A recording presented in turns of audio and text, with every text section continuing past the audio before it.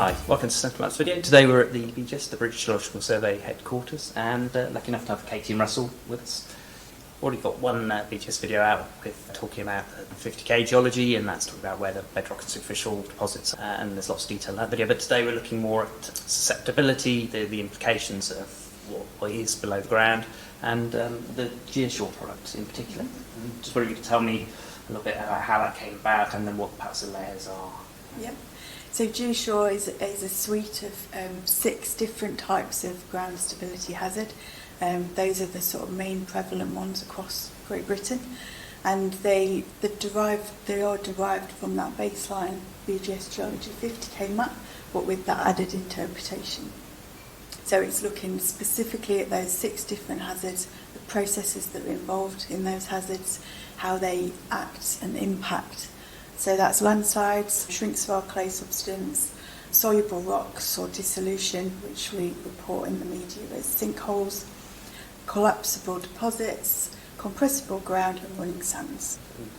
So how do you qualify what susceptibility is? Is it on a gradient of categories? Yes. So each hazard is interpreted and analysed separately. We use different input data to analyse how that hazard processes, what actions it takes, what triggers the hazards. And we present them as a scale of A to E. Yeah. So Right. A is, we're not normally concerned about that hazard being present. We're not saying it's definitely not there, but normally there aren't the features there that would trigger a particular hazard, such as a landslide. Obviously, as you step up through B, C, D and E being the highest, those are normally areas where we would be concerned about that potential hazard being there. There's a higher susceptibility in those areas. The 6 hazards are all different, so the rules for what triggers them are all slightly different, but we have tried to use an A to E category in the product because it makes it easy for people to understand. Generally, we regard the category C as where people should be paying more attention. So if you're going to build something, you need to be thinking about why you're building it and what you're doing there and what you might need to consider. We still give advice for areas of A's and B's. We're not saying that it can't happen, but what we're saying is there's a lower susceptibility unless you're doing something quite significant like building a dam or something like that. You've got a much greater risk of causing issues the bigger you go. And a lot of our engineering consultants who use the data sets kind of like to understand we're giving them heads up advice, and they need to think about what they're going to Where do. to have your focus on challenges. Yeah. And do people tend to take all categories, or does it suit certain categories more applicable to certain types of building and development? I think one of the main hazards is shrink-swell in this country. Right. So that's a really popular one to look at. It's quite prevalent, especially in the southeast, and we've also had a lot of research focused on that hazard as well. But yeah, I think people take the whole bundle of GeoSure, really, Normally don't they take it all. Because it depends whereabouts again in the country you are. Different geologies have different hazard potential, really. So Yorkshire and sort of Cheshire might be more of the soluble rocks, dissolution type hazards. More of the mountainous areas, you get more landslides. So it does vary across the country. And do you think trying to find people take it in response to starting the project, or is it sometimes also reflecting where they might want to think about projects across an area? Both, yeah. Yeah, it is both. It is first protocol if you're developing a site. You can always have a look at it to see, okay, what do I need to be aware of? It's quite tricky to engineer within a landslide area, but obviously an awful lot of people we've already had 160 years worth of industrial development, so people have built houses anyway, not necessarily aware of what they're building over. So it is used in a reflective way. Okay, we've got housing estates in this area.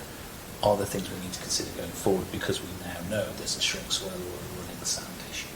I think as well, just following on from that, we've looked at climate change, impacts of climate change data. Right, as well, okay. Yeah. Particularly just on that shrink swell subsidence, because we see a lot of claims coming through, insurance claims because of damage. So we've looked at those projected climate patterns, and we are seeing that there is likely to be increases, particularly in the south area.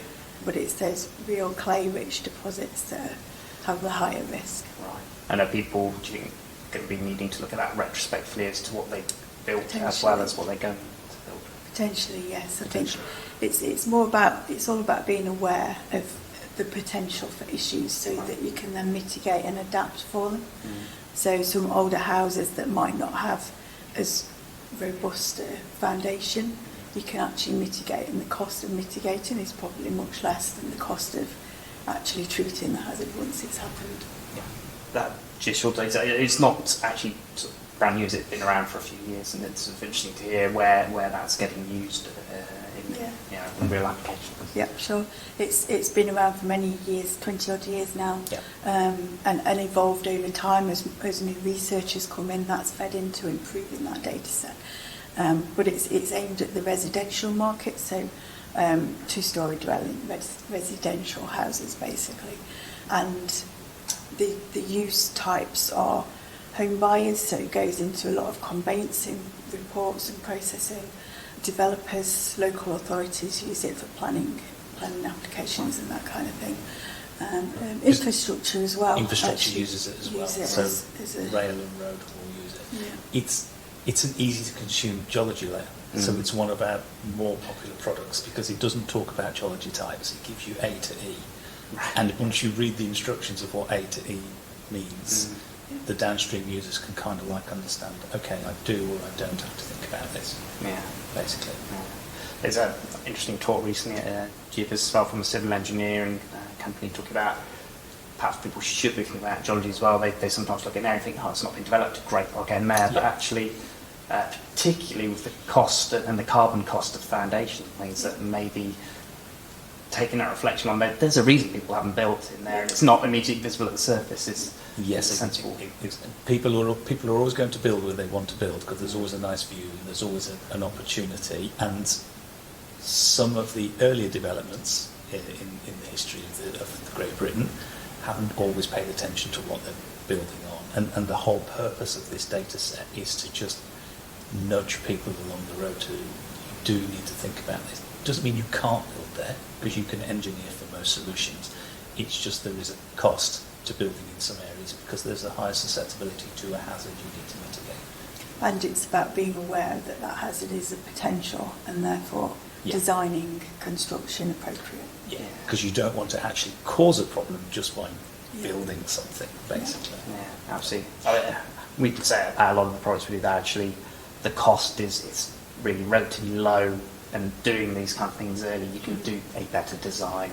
You can even get a more convincing sort of set of plans and then planning together if it demonstrates you understand. Absolutely. GeoSure data does actually come into a few things we offer, so people need to get hold of the data. If you get a ground shore report, which we offer, then it's buried into those reports, depending on which, whether you're residential or commercial, there's all different varieties. And if you just want the raw data and you're working with GIS, then you can also export that from the system. There's also samples, obviously, on the website. If you've got any questions, do get in touch. But thanks again, Katy and Russell, for talking us through it, and thanks again for watching.